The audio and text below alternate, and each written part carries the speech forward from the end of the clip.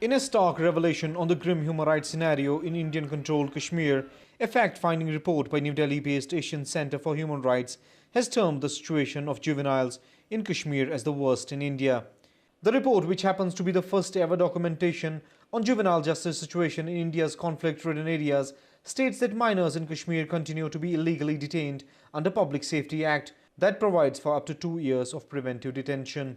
Public Safety Act and other such acts have been time and again used against the children who have been allegedly found stone pelting and who have been allegedly found in other unsocial activities. The problem with the Public Safety Act here in Jammu and Kashmir is that it is having an overriding effect on the other acts.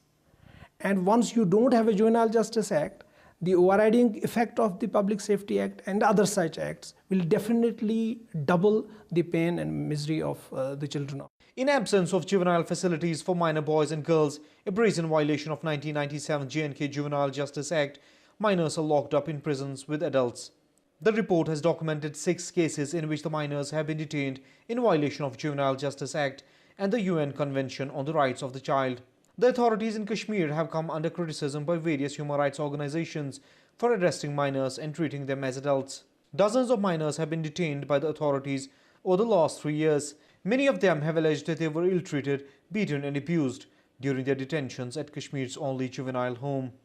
I was trashed by police in police lockup. I was made to clean bathrooms and toilets at juvenile home. Human rights groups have criticized the state authorities for failing to update its juvenile justice law, saying the present version of the law is not consistent with the UN Convention on the Rights of the Child. I personally firmly believe that unless and until Jammu and Kashmir does not bring in a Juvenile Justice Act, a legislation at par with the Juvenile Justice Care and Protection Act of India of 2000 and 2006 amendments, the things are not going to improve on the ground level. The federal government of Kashmir says that it's actively considering the proposal to amend the Juvenile Justice Act.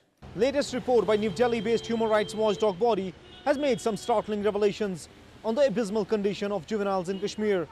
The report is calling for the drastic review and revision of the Juvenile Justice Act and is also recommending a ban on arrest of children under Public Safety Act.